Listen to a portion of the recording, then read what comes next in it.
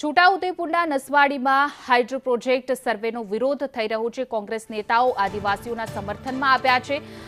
વાંસદાના MLA અનંત પટેલનું આદિવાસીઓને સમર્થન છે। પૂર્વ ધારાસભ્ય સુખરામ રાઠવા પણ આવ્યા છે સમર્થનમાં।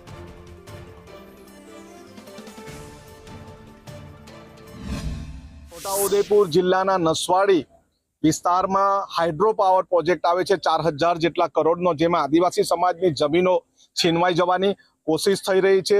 ત્યારે અમે એમની સાથે છે, પરંતુ કોઈ પણ ભોગે અમે જમીન આપવાના નથી। સમગ્ર આદિવાસી પટ્ટામાં કોઈક જગ્યાએ અભયારણ્ય, કોઈ જગ્યાએ સૌર પ્રોજેક્ટ, કોઈ જગ્યાએ ભારતમાલા રોડ, કોઈ જગ્યાએ હાઇડ્રો પ્રોજેક્ટ, કોઈ જગ્યાએ ગુડ્સ ટ્રેનના નામે સરકાર જમીન લઈ લેવાની કોશિશ કરે છે। અમે કોઈ પણ ભોગે, કોઈ પણ સંજોગે જીવ આપી દઈશું, પરંતુ જમીન આપવા નથી। નસવાડીના તમામ આદિવાસી સમાજના ખેડૂતો અને જમીનધારકોને અમે વિશ્વાસ આપીએ છીએ, અમે તમારી સાથે છીએ। અને શેડ્યુલ 5 વિસ્તારની અંદર આદિવાસીની પૂર્વ મંજૂરી કે ગ્રામસભાની પૂર્વ મંજૂરી વગર સેન્ટ્રલ ગવર્મેન્ટ કે સ્ટેટ ગવર્મેન્ટે આદિવાસીનો એક ટુકડો જમીન લઈ શકતી નથી।